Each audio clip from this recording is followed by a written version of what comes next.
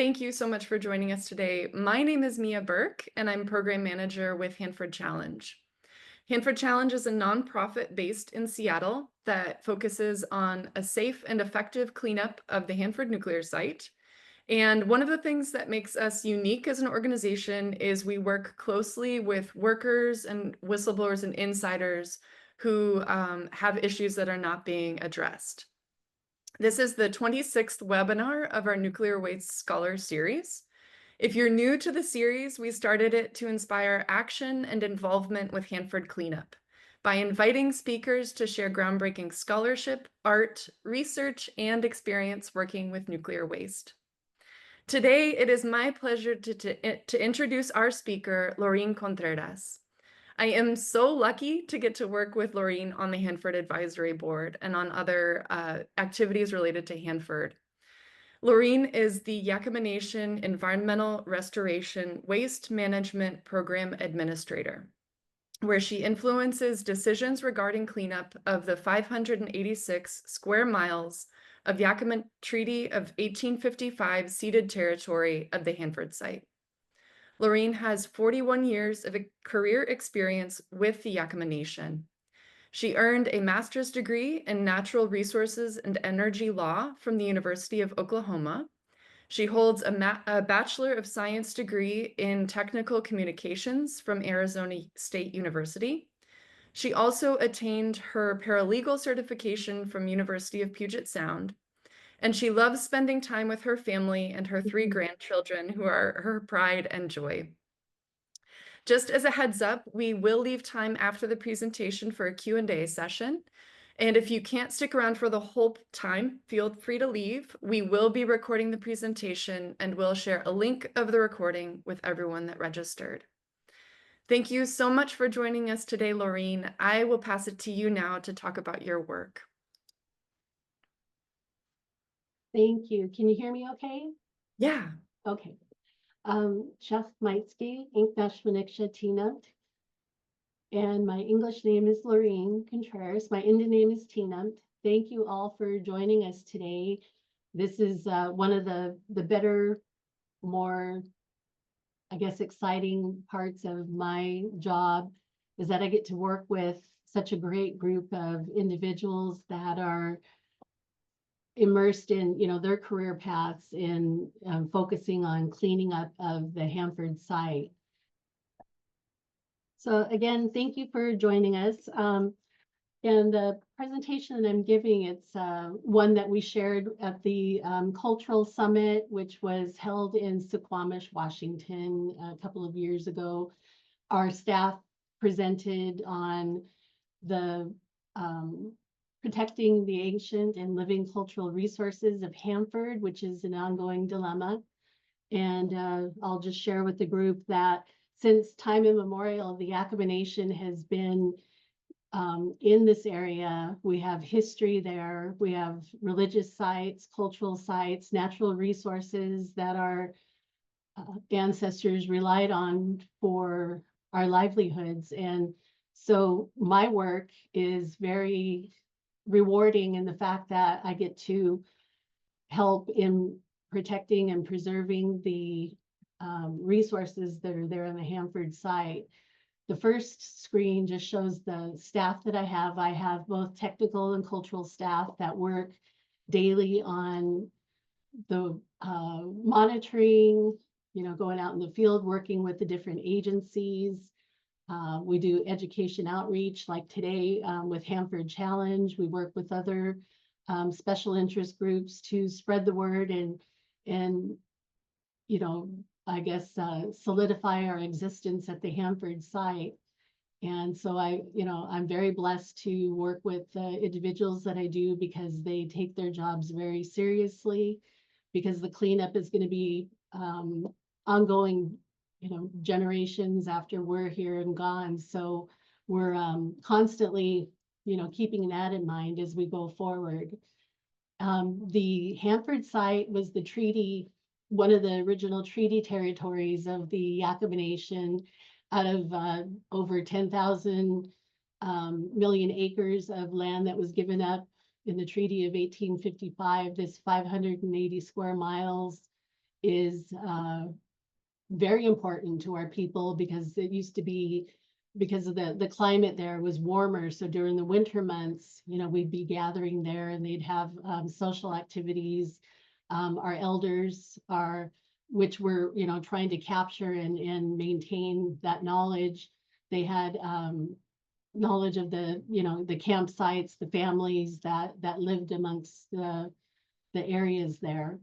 Um, and so as we, went through and I guess the treaty was implemented, we never did give up our right to gather and to practice um, our daily livelihood gathering of, the resources there at the Hanford site. And so you'll see in the red the area that encompasses the original treaty territory. And then on the main map, there's like the little yellow area that you'll see there, which shows the Hanford site, which is 586 square miles. We have back in the 1940s when the Manhattan Project began, this site was picked to produce plutonium, and it was quickly built. The people that lived along the river there, farmers, there were orchards and crops, and there was a high school, and there's remnants of, the bank there at the Hanford area. So the government took over this area because of the pristine waters, the cold water that was used to cool down the reactors. And so as they went through and, quickly built this facility, it became, I think it was at one time noted as the second largest city in Washington, after they built it. And it was done within just a matter of months. They built it and brought in people to begin working in the area. The Hanford Reach is the last free-flowing section of the Columbia River. It's important for spawning of our fall Chinook salmon, and it's part of the Hanford Reach National Monument. The green lines that you see surround central Hanford, and also the buffer areas originally established as security zones. The buffer areas north of the river are now Wahluke and Saddle Mountain units. And so it's pretty extensive. And, like I said, our resources along the riverways there, we're trying to maintain and, working with throughout I guess with a cooperative agreement with Department of Energy, we still maintain, the right to practice there, even though the government disagrees. We never did get paid. The Yakima people never did get paid for, what we gave up there, and the Wanapum village was, the members there were moved, and so it's, we still have our strong ties there, and our people are, we don't want them to forget about this area because of the importance of the resources there, the religious sites and the stories. And so we're trying to share that with our youth and with the community, so that the community is familiar with, the history of the Hanford area. And we would not be where we are today if it weren't for Otway Russell Jim, who was a religious leader, former elected official, who started asking the questions to not only our tribal government, but also, with state. And he was instrumental in going back to DC to gain a voice for the Yakima people, to ask about, the cleanup and what's going on there, with the fact that, prior to that, Department of Energy didn't have to answer to anybody. And so, he's very regarded within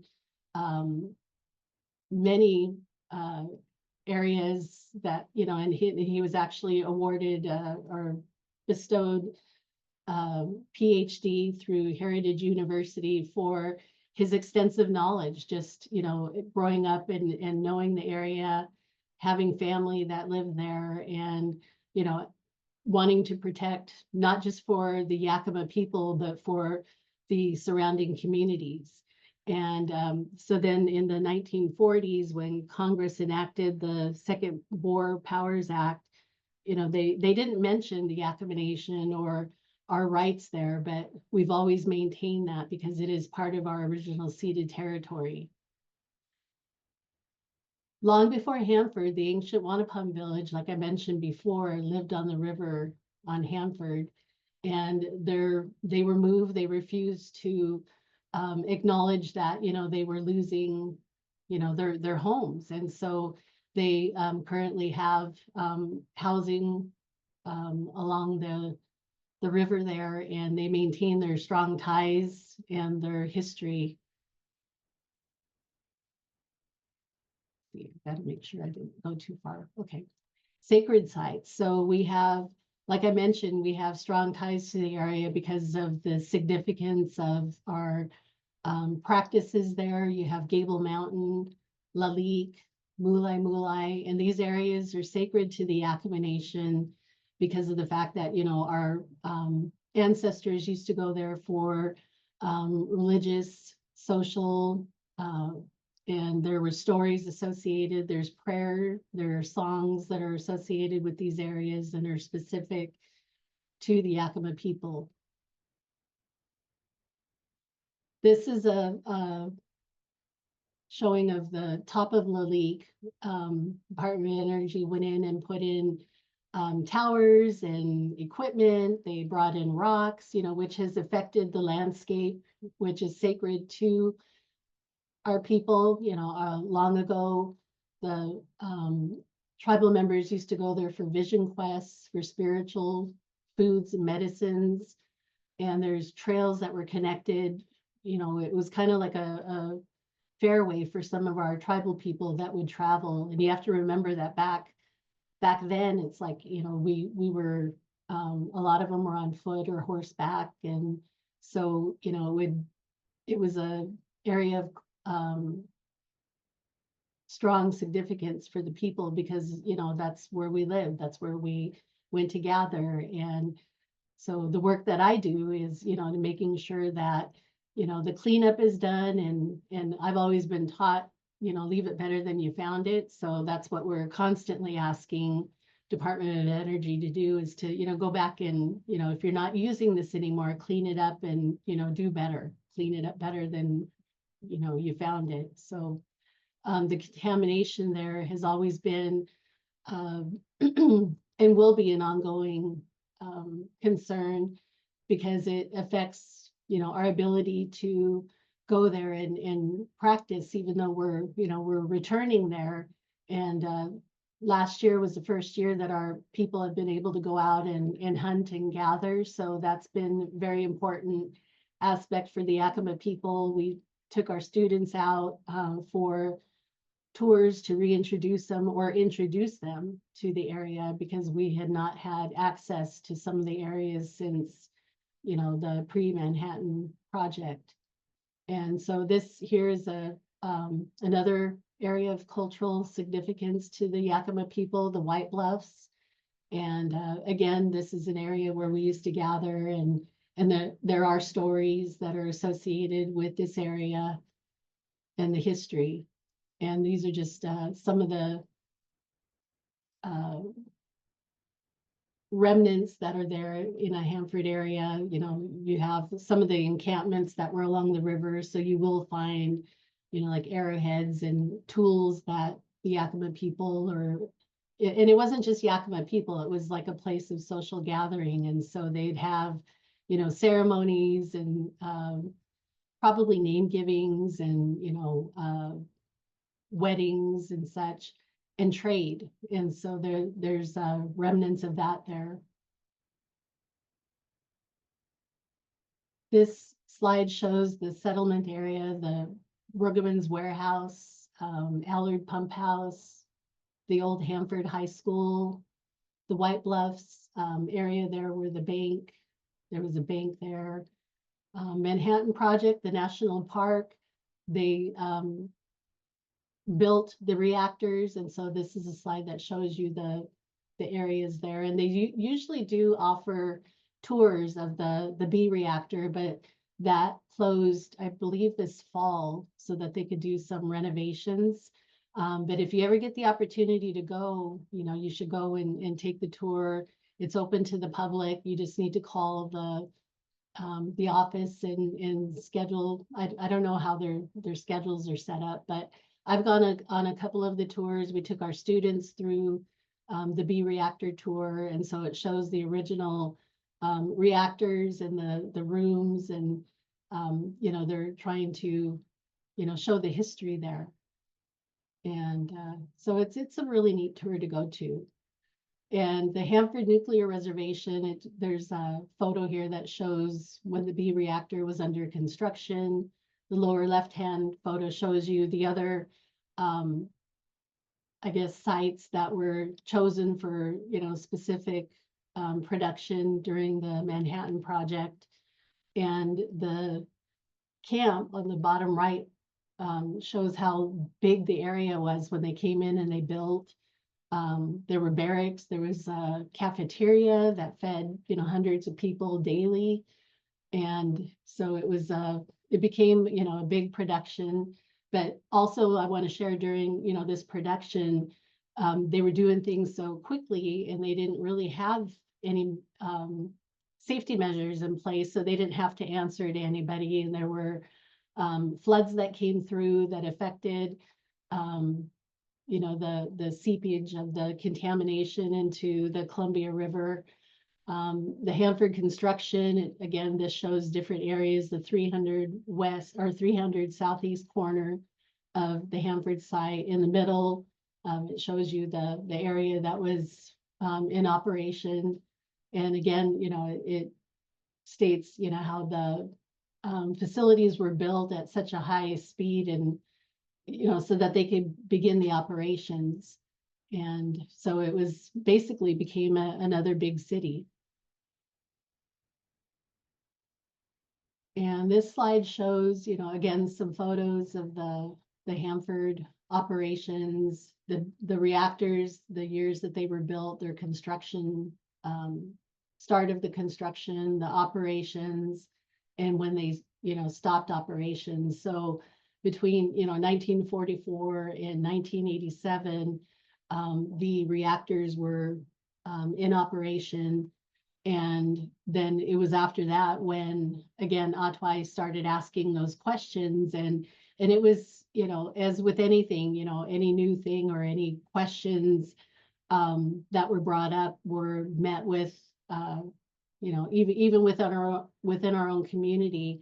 Some of our elected officials, I remember back then, were not real familiar with Hanford, and they didn't really want to support, the idea of, like, well, why are we messing with this area? But Mr. Jim, shared with them, like, well, these are previous,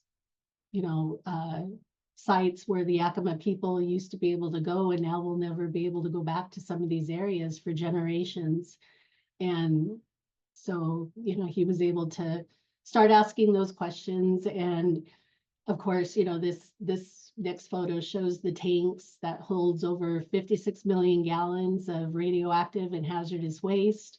Some of the barriers that we've been met with is, words can be strong, and a lot of the interpretations of what is high level waste, low activity waste, instead of following, regulations and laws, they make changes within these definitions so that, because there's really nowhere to take the contamination.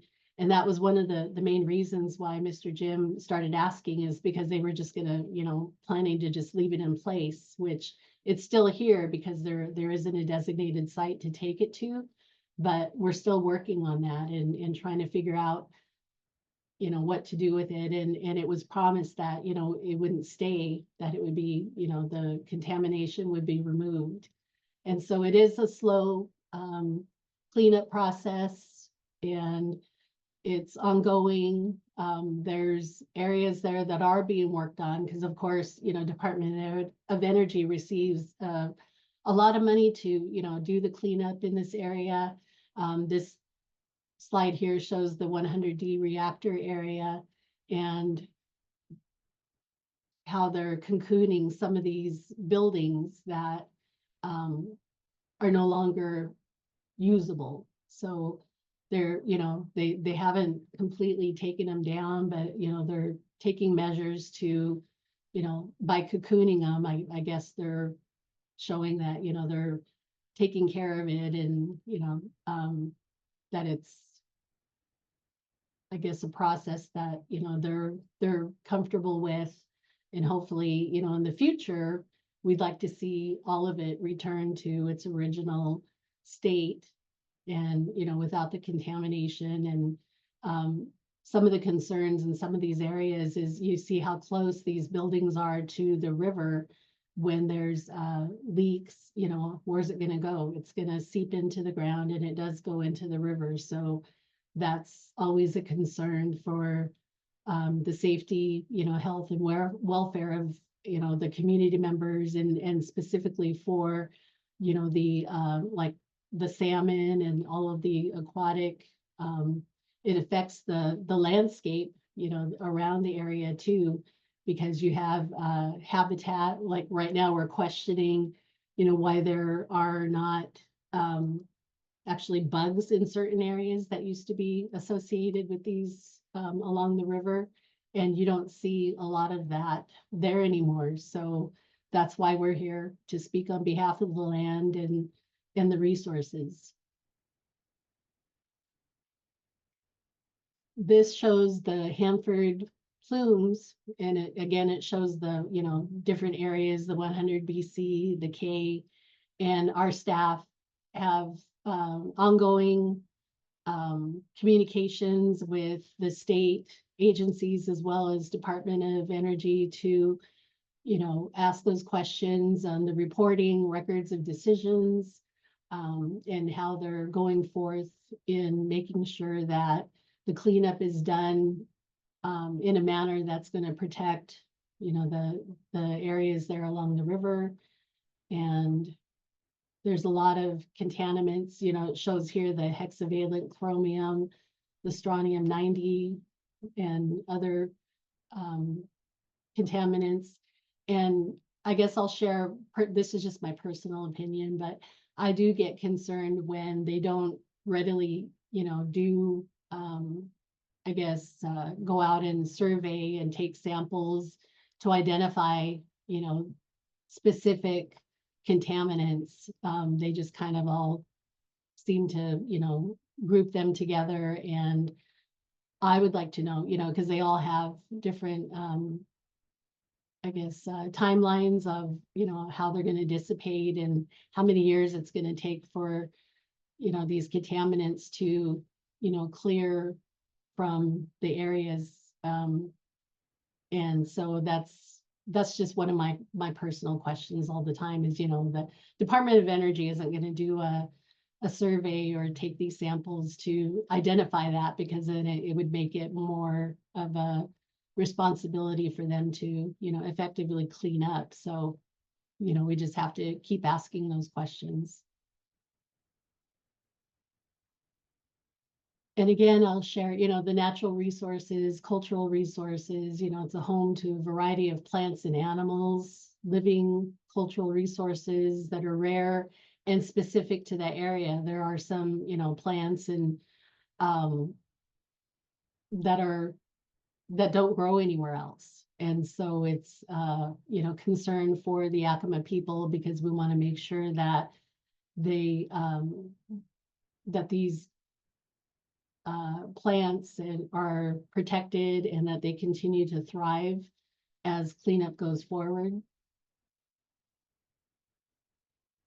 Fish and game, again, the Yakimas were promised, continued access to fish and game in these areas. And so there's ongoing, questions. And I do appreciate recently we've been able to work internally within Department of Natural Resources with our wildlife and fisheries programs to, further identify the importance of, maintaining the habitats for, our salmon, the deer and elk. And there's a strong showing of course, coyotes and burrowing owls. And so there's a lot of protections that need to be in effect for generations, so that, we're not seeing the effects of contamination, I guess taking out or, making these resources extinct. And again, this slide here just shows some of the common plants that are out in the Hanford site that our people used to be able to go out and gather. There is an area, which is the arid lands unit, that we're able to go out and again, we implemented a practice of, our um, cultural, how would you say? I guess our cultural right to go out and gather and hunt. And so last year we had 3 trips out to go gather our foods or, dig roots. And then the past 2 years we've had the ability to go out and hunt. And so it's because this area is a federally monitored area.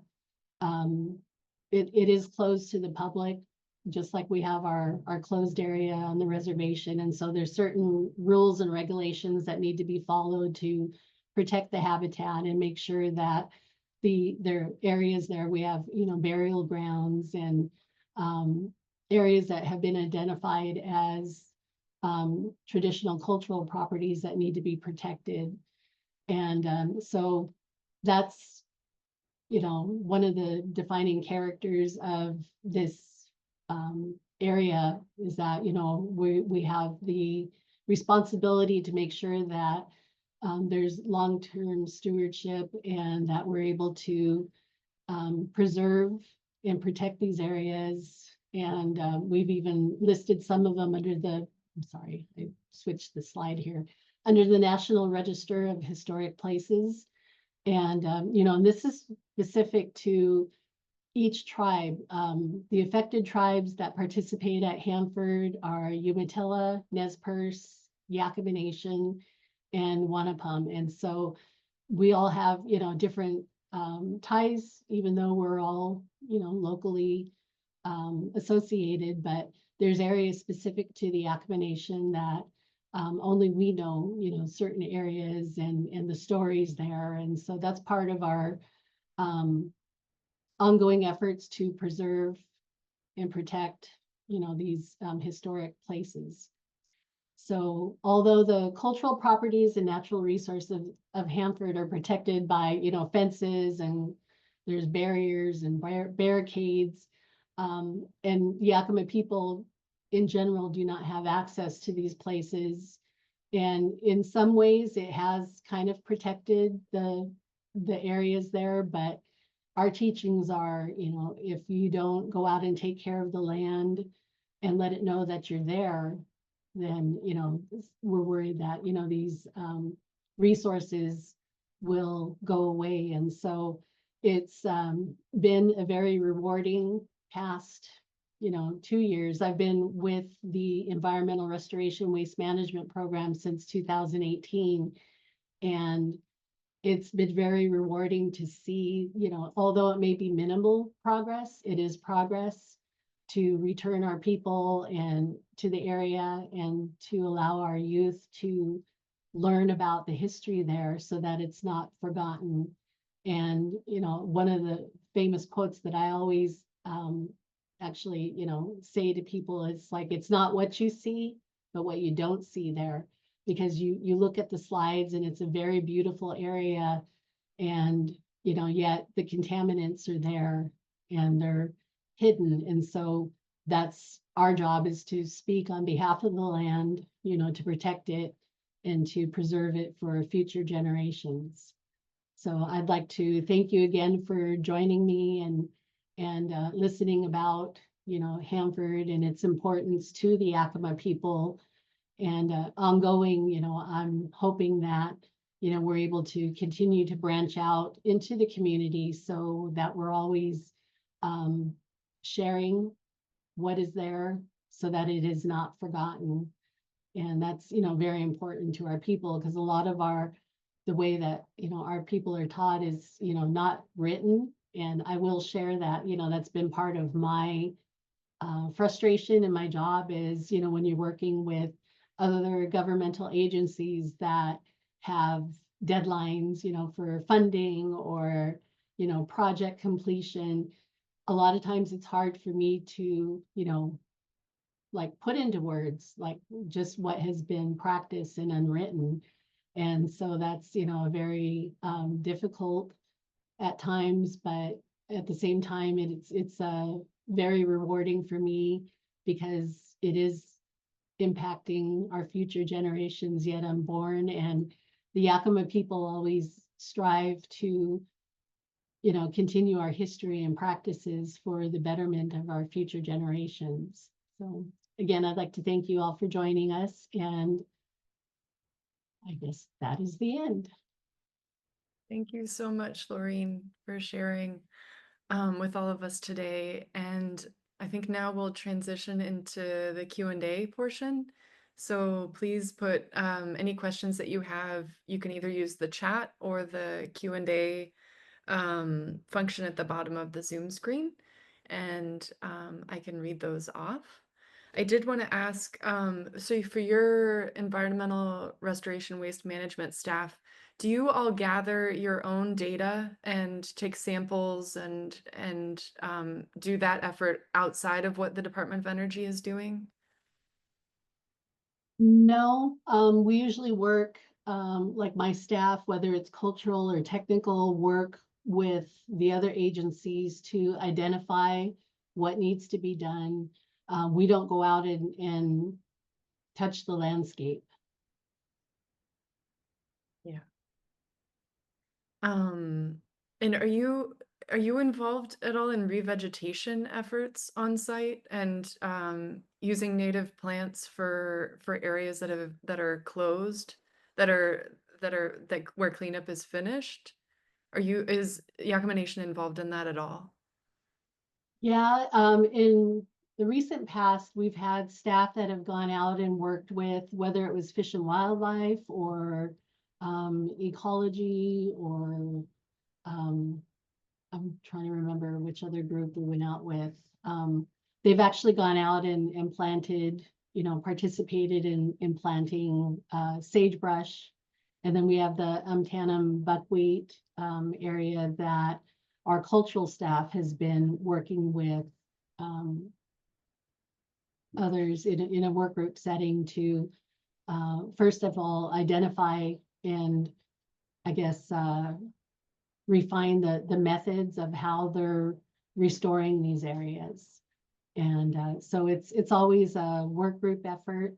And they, again, they're always taking into consideration the protections that need to be there, whether, there's areas there that shouldn't be touched. And so my staff readily identifies those areas and works through each uh, if it's a concern or, but they're able to identify, those areas. And mostly though, it's been a real positive for us, like in any position that you hold, ongoing communication is very important. And so my staff is really good at making sure that, they're staying on top of these projects. And so they work very well with the other agencies in making sure that the landscape is being restored and protected.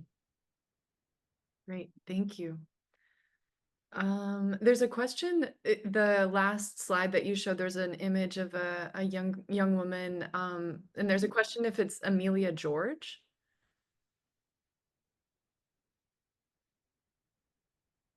Yeah, it doesn't have her name on there. My staff, I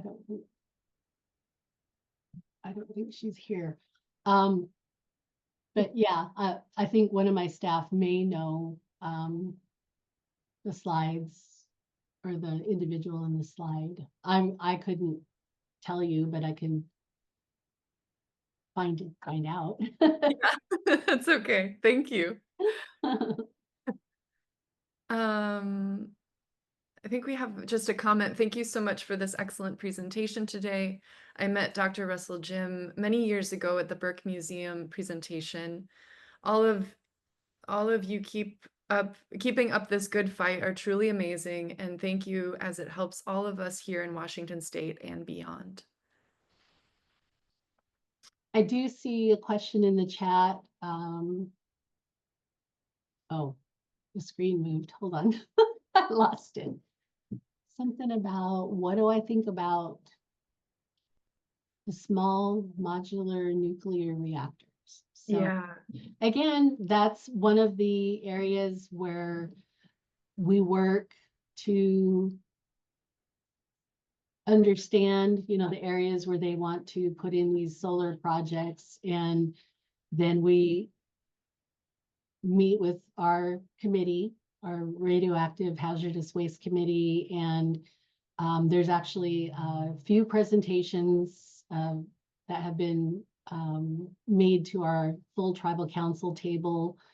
And so, we know that new energy going forward, it's going to happen. And we're just trying to make sure that the landscape isn't affected. And there's always going to be an effect on, um, your the areas there at Hanford. And there's a couple of projects that that have been proposed. So we're just trying to make sure that, that bringing in, these new projects, the question has been asked, well, what are you going to do with that waste? And where's that going to go? And, and so that's always going to be an ongoing issue that we will be addressing with Department of Energy and the other agencies that are working with these developments. So it is going to always be a concern, because it does affect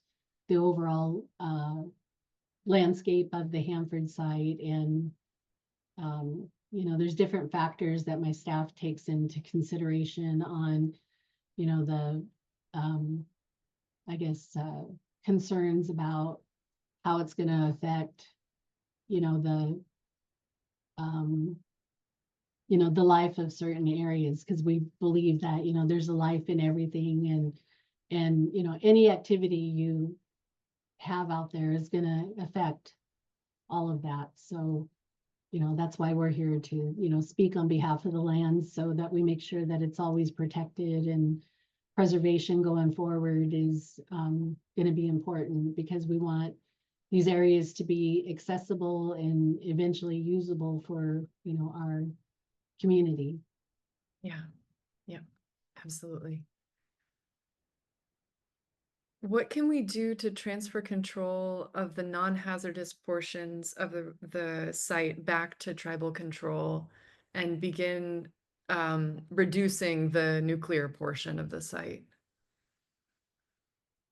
Well, again, it's going to be work that'll be ongoing, beyond my lifetime and my children and my grandchildren's lifetime. So I think what's very important right now is through our STEM resources, going out into the community and basically, recruitment of individuals to come in and take over on our roles, and to fully understand the history. While we're able to obtain it, we're um, ongoing.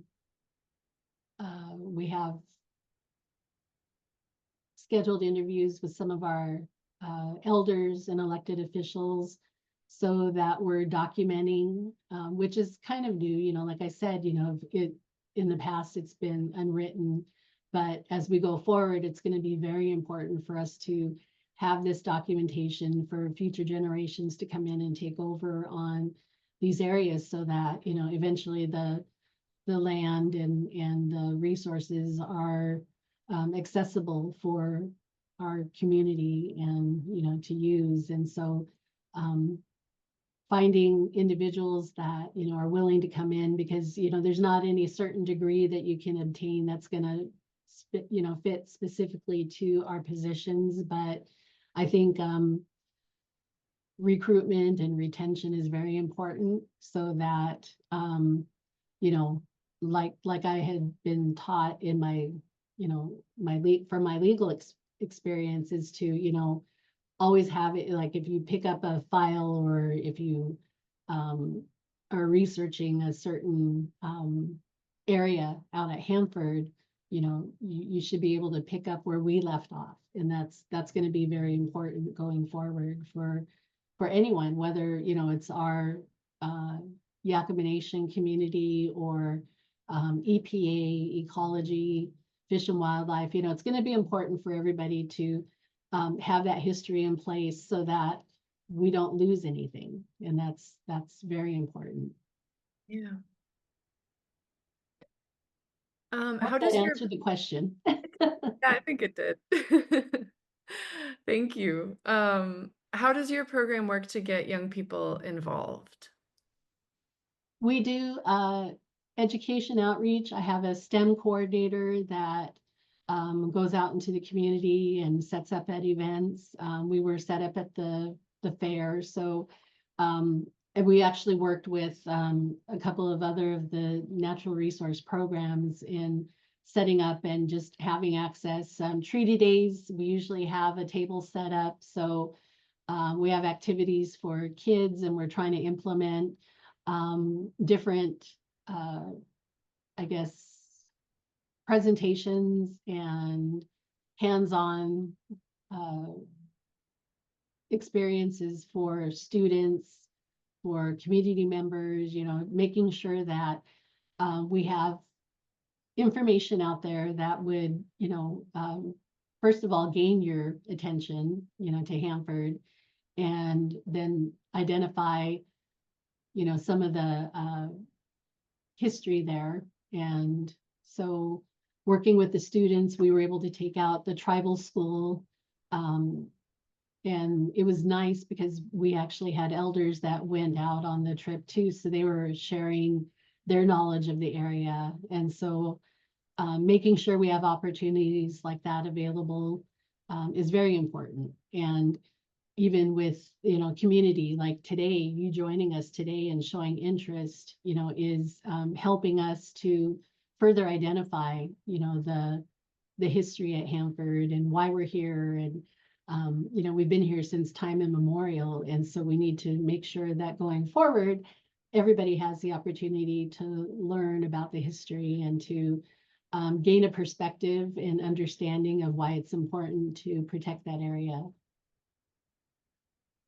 And how do the younger generations react when they first hear about Hanford or through your programs and this outreach? What are their reactions? When we took the tribal school students out to the area, we took them, first of all, we had access to the bee reactor still. So we took them to the bee reactor tour, and then just on the buses took them to the old Hanford High School and, the city that used to be there. And we had lunch along the river, and we had given them some questions to get answers to, as throughout the day. And so we do activities like that, for them to find out, and then they had to turn it into their teachers so that they were learning something. And we figured, if you learn one thing about Hanford, that's another step forward. And they actually enjoyed doing that because they were then more attentive to where we were stopping, and they were asking questions, because you kind of had to, dig in, and ask questions about the area. And so that was one of the ways that we do, uh, activities with students. And at the end, they were very I guess, appreciative of the fact, because we shared with them, well, you're the first group that's been out here for, over 40 years. So, what do you think? And then having our elders there to kind of expand and identify, well, this used to be a campsite, or, this used to be where, a really good fishing area for our people. And so that was, really good to, to see that. And even I learned, like I always say that I never stop learning. So, for me, it was a really good opportunity to, engage with the students. And, my staff had really good questions that they asked, because they formulated the questions for the students. So it was really good. And then when I first started in my position, we actually had a walk there at the RV park in Toppenish, and we had posters up that, did you know, and, would share something about Hanford. And so, even for the community, as they completed the walk, then they were gaining a deeper understanding of Hanford and its importance. Oh, that's great. Those are such great ways to learn about the site.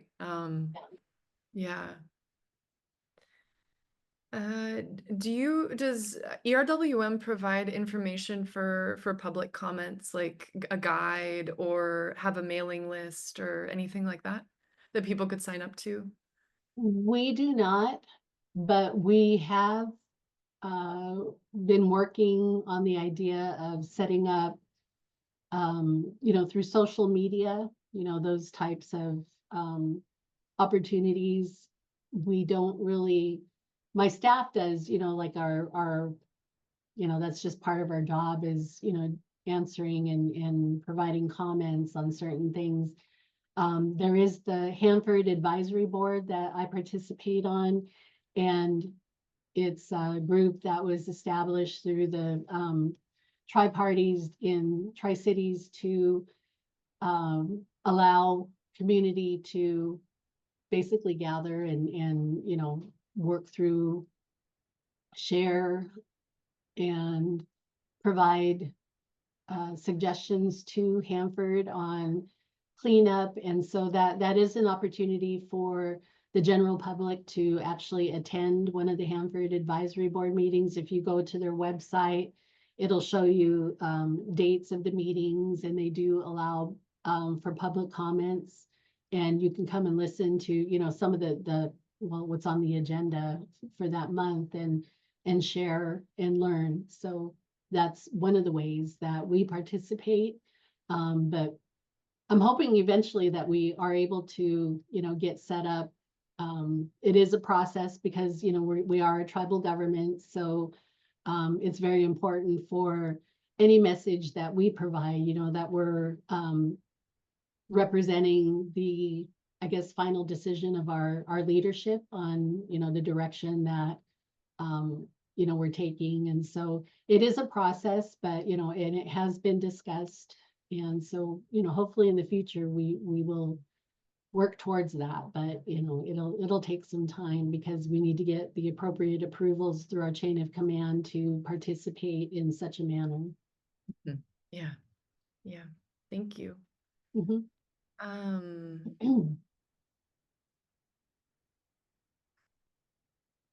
you mentioned the small modular nuclear reactors and the waste they will produce. Are any in use now?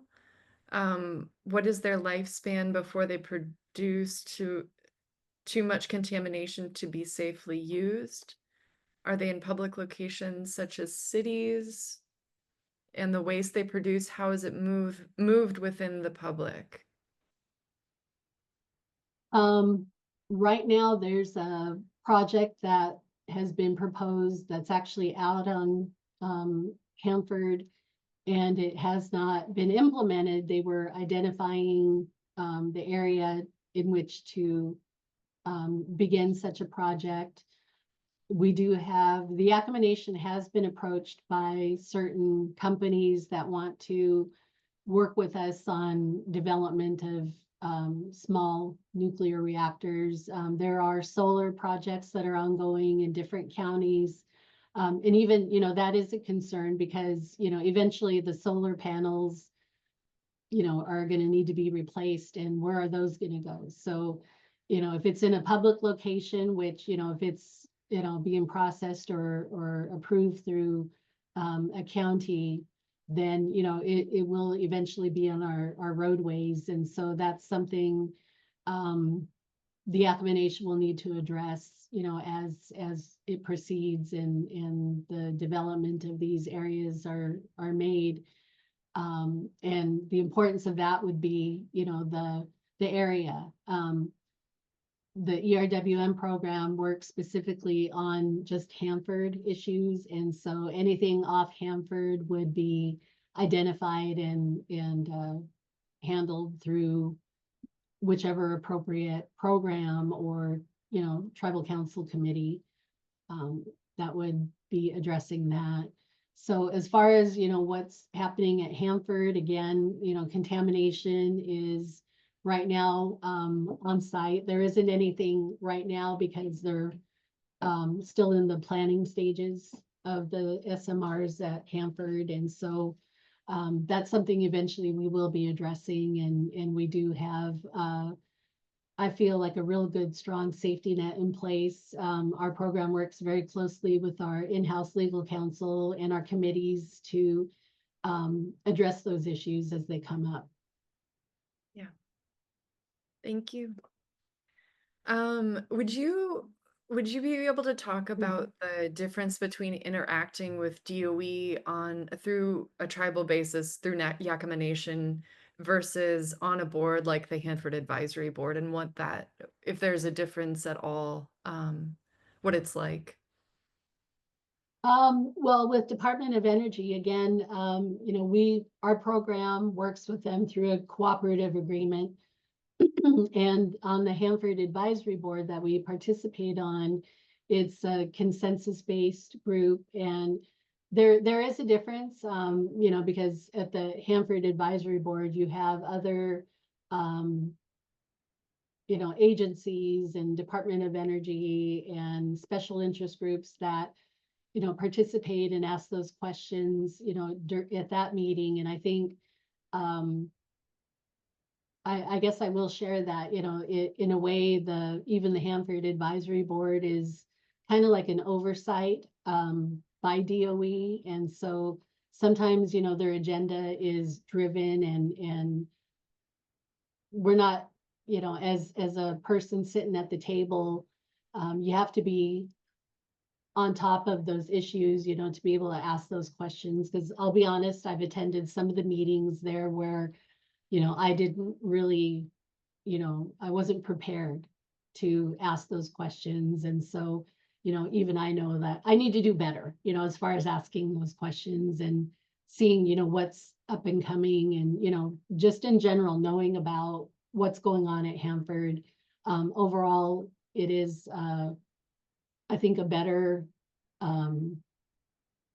place to be, because like I said, you have special interest groups that come in and they ask questions. So the different perspectives are always appreciated.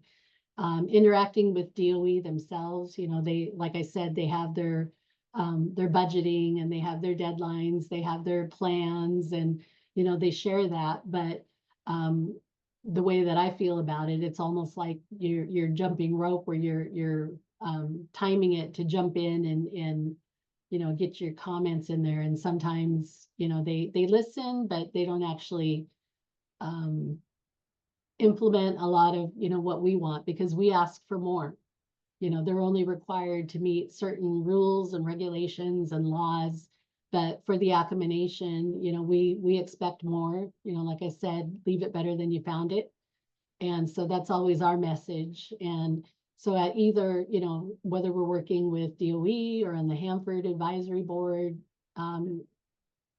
it's always the same message, and for me, that's part of the job that, sometimes people don't agree, and it's, just something that we have to work through. And as long as I'm, providing that message and sharing that with, on up through our elected officials so that they have the best information available to them to make the decisions going forward. That's, the importance of my role, is to make sure that I'm coordinating that, whether it's, through the HAB or DOE. And, so both are very important. Mhm. Yeah. I think our last question, your program, ERWM, offered a couple of field trips last year. Will you be offering field trips to the different sites this year? We started out a couple of years ago. There was a reporter that approached us and wanted to do a story on Hanford, and so we just kind of established this process. And like again I want to share and compliment my staff because they're very knowledgeable in their roles. And so it turned out to be a really good experience for both the reporters, and we brought youth in. Like my grandson happened to be out of school that day, so I brought him with me, and I was like, well, you can come and learn. And so we like to provide those opportunities. If you want to take a tour, um, we could, arrange that. I know that, again, I'll share that the B reactor is closed because they're renovating, but we do want to do more outreach, whether it's community or education. So if you're interested in, attending, we don't have anything scheduled right now, but that doesn't mean that we can't plan something. So if there's interest, we can establish that through our program to set up a tour, and, just let me know and we'll work on it. I think we have one more question before we Okay. close. So could you please say a little more about the sites where there aren't any bugs? Do folks have any ideas about what the absence of insect life might indicate? And are there plans to study it? Right. So I do have staff that have been addressing this issue, and McClure Tosh, who's my NRIA lead, is actually out in the field today. But his background and degree is in bugs, so he knows a lot about that. And he's the one that started asking these questions when we went out on in the field and identifying. And there is a history. There were some samples that had been taken in the past, and so he's been trying to follow up on that and see where that's at now. And so it's again, DOE is not really wanting that. They don't like to do those types of, getting samples or having, because then it just makes them more responsible. And, but we are asking those questions because, even in the past, and that's why I'm appreciative of my staff because of the historical knowledge they have on Hanford, of the species. And, there used to be, I guess, even mussels along the Columbia River that are now gone. And, so for my staff, we first of all have to identify, well, what do you want to work on? And bugs just happen to be one of the questions that my staff started asking about. And then they found some areas there that, that were a little concerning. And so, they're asking those questions, and that's part of the work that we do. And in addition to, working with the agencies on the records of decisions, and going out and monitoring, because they do have continued cleanup. I mean, we have borrow pits, which, was areas that the Department of Energy would come in and literally dig these pits and take the soil to replace it somewhere else. And so there's, a lot of ongoing projects out at Hanford that we try to keep up on. And I will share that recently, we did establish a position within our program for uh, protection and I guess safety uh, position for our staff to be able to go out and do better monitoring, and at least, observations of the areas, working with our staff in, going out on, like I said, our food gathering and hunting activities. And he knows a lot about, the cultural ties. And so this is a new position, and, for our program. And so we've even had to work with Department of Energy because they were concerned about, oh, well, you can't come on to Department of it. And it's like, well, no, we're not doing that. But, we do, and we've done it all along. We've gone out and done monitoring, but, my staff have specific things that they're doing. And so this position will, further strengthen our ability to go out and, make sure that there isn't any trespassing or there, isn't any I guess things that, protection of the resources there. We have burial sites that have been, you know, uh, I guess affected and signage and, so I'm pleased that we have, staff that are able to go out and identify concerns out in the area and report it. And, so that we can turn around and ask, Department of Energy, do better, in making sure that, these resources are being protected. So, yeah, we continue to, we're always a work in progress, but I'm very, pleased and honored to continue the work that, Mr. Russell Jim started. Basically he's the one that, these are our homelands and what are you doing to it and why? And so, that's why we have a voice now at Hanford to protect our resources there. Yeah, thank you so, so much for taking the time to share all of this with us today and for all the work you and your staff do with ERWM. It's such a gift to have you today with us and also the work you do on site in regards to cleanup. We really appreciate it. Thank you. Thank you for having me.